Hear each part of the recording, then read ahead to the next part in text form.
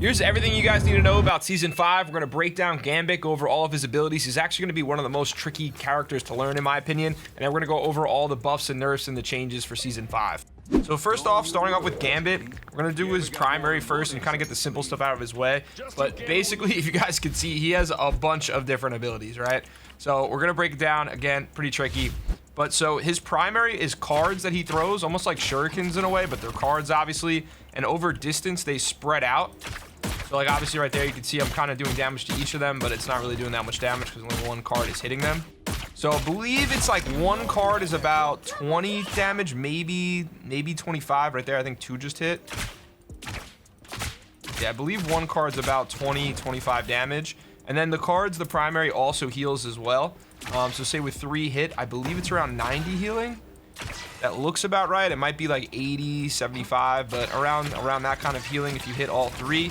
So the one thing is you're going to want to use his primary pretty close up. Now for his melee, this is his quick melee. So for his quick melee, you can see it does decent damage, but obviously you're just better off just using his cards. So then we get his shift ability. So his shift ability only goes about 5 meters. You can actually pair that with his right click, and his right click also does healing as well, and it does a good amount of damage. So let me just show you in terms of how much healing it does. So maybe like 40 healing if I had to take a guess. I would say like 40-ish healing. But it does a good amount of damage, as you guys can see right there, for just a quick slam. Now, when you use his shift ability with the right click, or with the slam, if you will, you can hit 3 times doing 75 damage, 25 HP per time. So let me show you what I mean by that.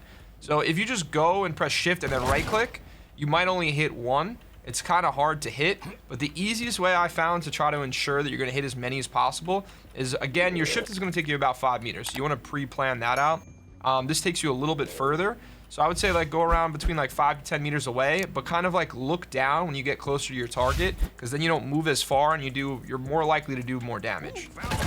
So right there I think I did 2 out of the 3 right there. It's not consistent. Who knows, they might fix it, but that's where I'm at with the dash and what you want to use it for. And now we're gonna get into the crazy stuff. So let me put it on the screen for you guys. Actually, let me start with the ultimate. So for the ultimate is a circle, kind of like if Invisible Woman, to give you guys an example, when she places the ultimate, it's just in that one spot. It's kind of the same example with Gambit, but you can't tell where the ultimate is. You have to just kind of eyeball it, which sucks. But so when I use this ability with Gambit, this is within 40 meters. So it's within a 40-meter circle of Gambit. It cleanses all effects in the area. So say someone got slowed, anti-healed, whatever, it does that. It does a little bit of damage when it explodes right there if you're close enough, and then it does constant healing, obviously, to your allies. But say if your allies were outside of that circle and then they come into it, or say that you tried to move as you did your ultimate. So like say I'm all the way back here and my team's fighting over there, but me and somebody else are fighting somebody here, and I use this ultimate, and then I try to run over there to drag the heal over, it doesn't. It's only in that area, and whoever was in that area when I used it, and that's it. And then on top of that, his ultimate, you also get a movement speed boost. So as you can see, you're moving faster, and you get a jump boost. And this is going to happen to all your allies too. You get a jump boost. And then, again, there's even more. So you also get kinetic energy damage, which I'll do this again so you can get an example. But basically, each character that you switch between firing at, it does like a primary explosion. You can see that right there. And it looks like there's a little bit of a cooldown for it, because I know if you keep firing, it doesn't always do it. Or actually, maybe it does. Before it didn't look like it did, but maybe it does. Maybe it's every primary attack sequence, unless you're playing like Punisher, I would guess. I guess it'll do the kinetic energy damage. Alright, well, so that's what it looks like. Not crazy. I think it's like 5 damage, honestly, but you can see how it works. And then on top of that, just to finish off, he also charges all of his allies within the circle. Their ultimate charge gets charged 30% faster. Just like Captain America now with the buff that he just got, it's the same thing with Gambit. So his ultimate could be pretty crazy, especially if you pair it with the Captain America. And then finally, we're gonna get into the cards, and this is the trickiest part about his kit. And I also didn't go over it yet, but he doesn't do any critical damage. You can't do headshots with him or anything like that. Just whatever damage he does is whatever damage he does. Now with his cards, do you see the cards in the center of the screen? When you use his abilities, even just turning on the ability to get the option between the two, you use a card, And then if you use one of those abilities, like, so for instance, right there, I just pressed F, and then I pressed F again. But because I don't have another card, I'm just stuck in his damage boost phase, which is cool. But the damage boost phase is it. Like, I can't use anything else. But whereas if I have 2 cards, I can turn on the damage boost, and then I can do the explosion thing that comes with it, basically. And it's kind of the same with his healing. Now, there is a benefit to that, though. So, like, you can just stay in his damage boost phase and, you know, do it a little bit more damage, which is nice. But, obviously, you want to be able to use his abilities, too, because his abilities are pretty good. All right, so then I'm going to turn his cooldowns off so it's a little bit easier to see while we go over his cards, because they can be pretty confusing and they take a while to charge up. Again, it's about 6 seconds. I can't remember if I mentioned that before. But anyway, so right now I just pressed his F, which is his spade deck. Now you can use E or F, which is the 2 abilities, or you can just stay in that state, which gives you the damage boost.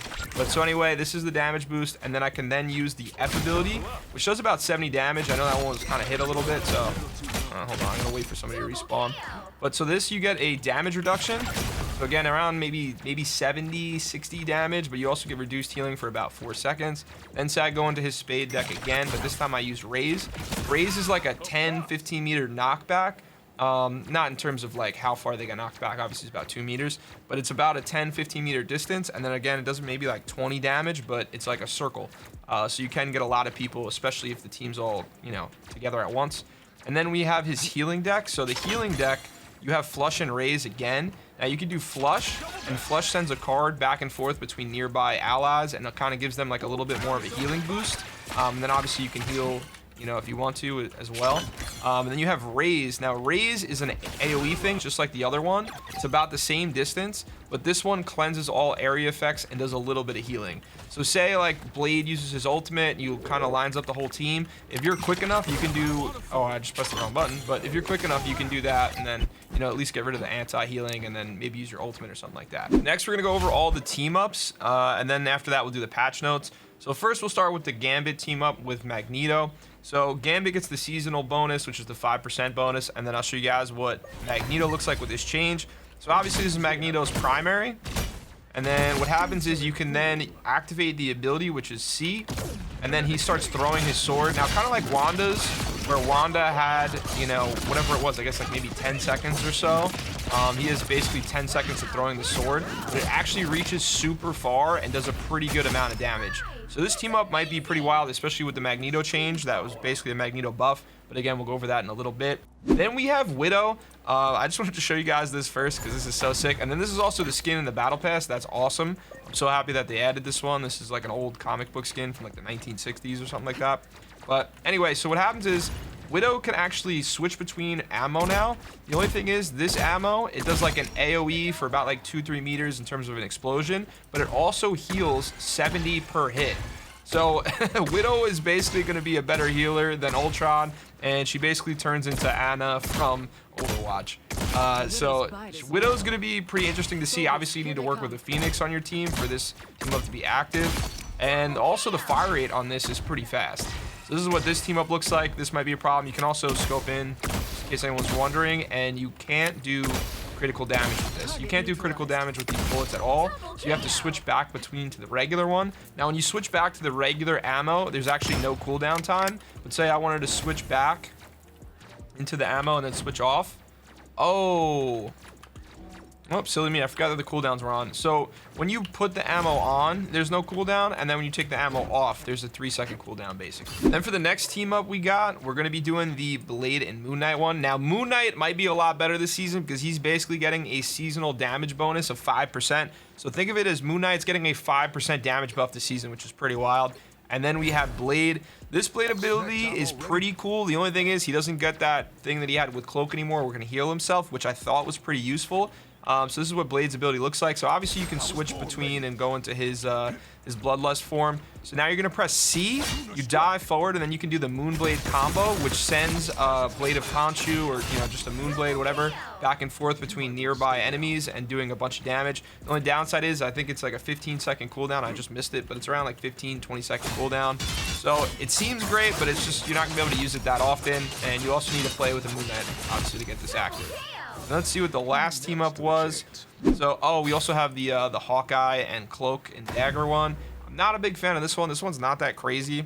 So what changes with this is now when he uses his sword, It basically does a little bit of healing and a little bit of damage, but it's really negligible. However, Hawkeye did just get a really nice buff that we'll go over in a second. All right, and then next up, we're gonna go over all of the patch notes and changes. We're just gonna go from top to bottom, so we're gonna start with the Vanguards. So obviously, this is the super sick skin that you can get for Angela in the Battle Pass. I know a lot of people are hating on this skin. Honestly, I think the skin is bad. Just is what it is. But anyway, so when she does her shift ability, she flies like 2 meters per second faster now. Not too crazy. And then her spear now has like, I think it's 150 more health. Oh no, it's 200 more health. It went from 600 to 800. That's the changes with Angela. Then we have Peni Parker getting a buff to her webs. I thought this was going to be a little bit crazier, especially as someone that plays a decent amount of Peni. I thought they were going to go crazy with this, but they actually kept it pretty reserved. So no, the webs do not stack. They do about 15 healing per second. And if your ally is fully healed, they get 25 bonus health. That's like where it caps, and that's it. And then they also get the movement speed boost, which I believe is 30%. Yeah, it looks like it's a 30% movement speed boost. Oh no, 25%. I'm sorry, 25%. So allies get a 25% movement boost in her webs, and they also get 15 healing per second. Not too crazy, but definitely could be wild with the right team comp and all that kind of stuff. And depending on, like, you know, what map they're playing defensively. Then we have Magneto. So Magneto, they changed his shields now, where it kind of got nerfed, but it basically is a buff at the same time. So say you give your shield now, you give your bubble, you'd usually have to wait it out, but you can also use your own bubble. And then there's only 200 HP now, where it used to be 250 between the two. So now you can alter between doing the shield with you and your teammate. You don't have to worry about, you know, using one or the other. You can still use both, and they have individual cooldowns now. So that made it a lot better. Then we have a crazy buff to Captain America that I kind of was talking about before, because Gambit has the same ability now with his ultimate. So now when Captain America uses his ultimate, for this 10 seconds, your entire team, I believe, unless they're going to tell us later on that there's a radius to it, it gets their ultimate 30% faster during this time period. So if your team's doing a ton of damage and you use the Captain America ult and you're still doing a bunch of damage, it's going to look pretty crazy, I feel like, in terms of how many ultimates your team's going to be able to accumulate, or at least get closer to in that time. So this buff might be pretty wild, especially if you're running him with like a Gambit. And then we have Groot, which Groot got a crazy change too. This is his costume too that you get, by the way, in the Battle Pass. But so now what happens with Groot is his Ironwood wall, when he's within 15 meters, obviously, when he's within 15 meters, he's essentially like CC immune, so he's not going to be able to get kidnapped. I don't know if he's going to be able to get any types of status effects when he's in this zone. But yeah, they're saying that he's going to be unstoppable when he's in this zone. So I'm curious how this is going to look. Groot might be a massive pick in the next season, as long as that actually works the way that we think it's going to work. And then we have Hulk too with another crazy buff. So what's happening with Hulk is, I'm not a big Hulk player, but basically, like, you know, when you use your shield right here, right? You can actually right click now, and your right click, just like what they did with magic, when your right click pierces multiple enemies, it cuts off your cooldown time by a second per enemy. So say you get the 3 lined up right here, your cooldown goes down by 3 seconds if you hit all 3. So Hulk could be a lot better. I think this is definitely a good change. I just don't know if it's gonna break him. But I did hear that they took away Hulk's kind of like B-hopping, but to be honest, I haven't done it in a long time, so I don't want to embarrass myself right now, but I don't think you're able to do his B-hopping anymore. And then finally, for the last tank that got a buff, we have the Thing, and then this is the new Thing skin that you get as well in the Battle Pass, and this one's free, obviously. If you guys haven't seen it already, but this one's free, that's in the Battle Pass. Now, what they did with Thing is a little confusing. So what they did with him now is when he jumps and does like his embattled leap is what they call it, he used to get a damage reduction. He no longer gets a damage reduction, but his teammates within that area, I think it's about 5 meters. Oh, it is 5 meters. They get the damage reduction, but it's 20%. So I kind of wish that they kept it for him. I was kind of surprised by this change. And then his damage reduction that he would get based on his other abilities used to be 25%, and now it's 20. So he basically got nerfed in that way. And then here are the buffs that he got. So they got rid of the damage reduction for himself, but now he gets a 20% vulnerability to all of the enemies within the 5 meters of his landing point. So it's almost like a reverse change in a way for that one. And now his stone haymaker, so his right click, they changed how it works. So now it went from 90 always to 55 damage now. And now what happens is he also doesn't get 50 bonus health when he uses it. he gets bonus health and damage based upon how much health that the enemy has. So I'll just use it on Groot for an example, but we could also do it on Gambit so you guys can see the difference. So I'm gonna punch Gambit here, and I don't know, maybe that's around 100 damage. And then obviously, as you guys can see, we got 77 bonus health there. And then we're gonna switch it over to Groot. And then Groot, we're gonna do it, and then we get max, we get 100 bonus health, and it's just for like a split second. So I really don't think it's going to be that important. And again, it only goes up to 100. So the max that he can get to is 800 with the bonus health. And we got a crazy change to Hawkeye. So his archer's focus, the maximum like bonus damage that he gets, it was 75 and now it's 90. And then when you get a headshot with that, it does even more damage. So it basically, this is going to be nuts. Let me show you guys with Groot with full health. Now, obviously, it's going to be hard to hit headshots. I get that, but like, just to show you guys how fast you can melt Groot now with Hawkeye is disgusting. I didn't let it charge all the way up there, but you get the idea. Now, Phoenix, this is a nice change because she did kind of get nerfed into the ground. So they just changed her damage fall off at 30 meters. So it used to be 60% and now it's 75%. Oh, I went over it already. But so now this is what her damage looks like basically at 35 meters. It's definitely better than what it was. And then we also got Mr. Fantastic with a pretty wild buff. I had a bunch of Mr. Fantastic mains come by the stream and I was showing them and they were like, oh my god, this is wild. He's gonna be so much better. So again, Mr. Fantastic's not somebody I play a ton of, but I'll show you guys how this works. So basically, when he uses his reflexive rubber and it hits 100, he can actually also go into his inflated state, and it doesn't generate bonus health. It basically heals him now, up to. I mean, I guess it's kind of like bonus health, but it's real health. It's not considered bonus health. So like, it goes immediately up to 725, and it lasts that entire time. And you can also activate your shift while you're in this mode now, which you couldn't before. And then obviously you have the damage that you can do afterwards as well. So just the fact that you can switch between those two, and you can also generate like real health and essentially heal yourself instead of the bonus health. So that's a pretty big change in my mind to Mr. Fantastic, especially with all the recent buffs that he got. Now we're gonna go over to Squirrel Girl. Squirrel Girl was a really basic change. The only thing they did with her is her primary just went up 10. So it used to do 100 damage and now it does 110. So I'm kind of concerned about them buffing Squirrel Girl again so quickly, but you know, at least it's just by 10 damage, so I don't know if it's going to be that big of a deal, but that's what that is. And then we got Storm. Storm, it's nothing too crazy. I'm not really going to be able to show you anything. So Storm, when she's in her damage boost phase, the allies get a 2% additional damage boost. And then when she uses her lightning, the allies within the range, they get a 3% damage boost. So it went from 12% to 15%, and the other one was 10 to 12%. Then we have Spider-Man. So Spider-Man, a lot of people are really excited about this one. Spider-Man's uppercut now does 70 damage instead of 60, because that's what it was before. Well, let me just do it over here so you can see if you guys, if it matters. All right, let's just do Luna. So now when you do her uppercut, or his uppercut, that's what it looks like. So now you're doing the 75 HP damage, and now his web cluster, so his right click, it charges 0.5 seconds faster. So I'm sure you guys can tell a little bit. That seems better than it was before. And then after that, we got Wolverine and Punisher. Now, Punisher, they basically, because he got rid of the seasonal bonus that he had, they essentially just leveled everything out. So even though I'm going to show you guys right now, it's not like a crazy change. Everything's basically the same. So his health went from 275 to 300, which is part of the bonus. And then his justification, which is his primary fire with his AR, the fall off at 40 meters went from 70% to now 80%, or 85%, I'm sorry.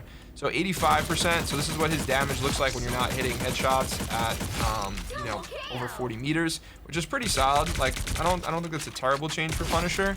And then his pellets now do 2 more damage per pellet. So his shotgun basically just got the additional, you know, damage fix that he lost.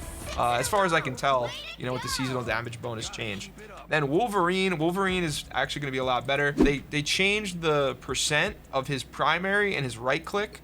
So his primary and his right click, they got changed to now be more focused on the percent of the enemy's health than before. So his primary, it went from 0.045% to 0.057%. So a little bit more, and then his right click, honestly, you're not really going to notice his right click, but his right click went from 0.045 to also 0.057. So again, you're not really going to notice too much with his right click. Now, the one big thing is his Feral Leap.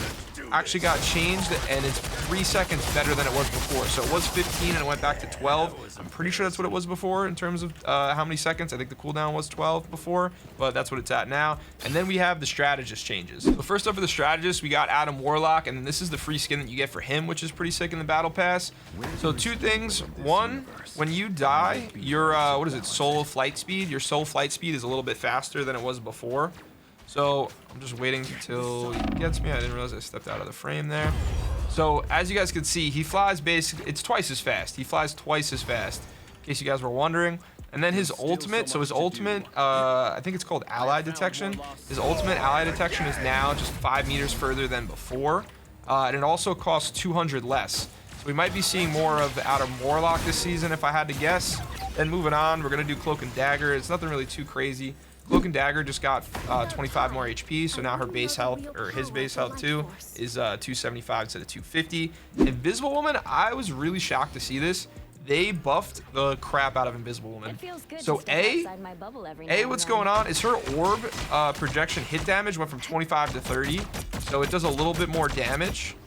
And then there's also a projectile like maximum range from 30 to 35. So it can go a little bit further, and it also goes 30 meters per second faster. So it was 120, and now it goes 150.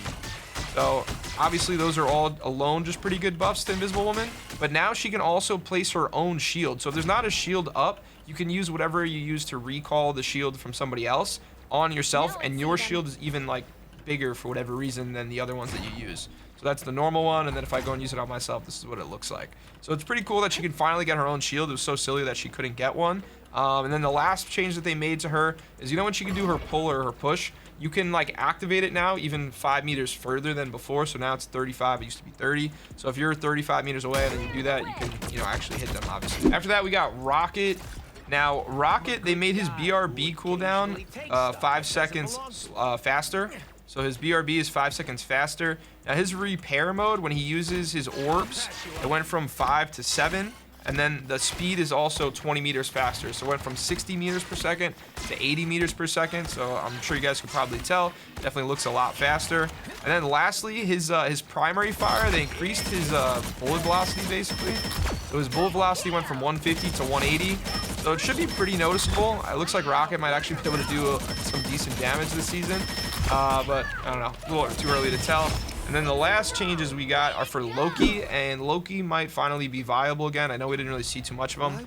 So what they did for him is they increased his base health now to 275, but they also gave him like a new damage fall off and a new effect. So now when you directly hit with his blast, you do more healing.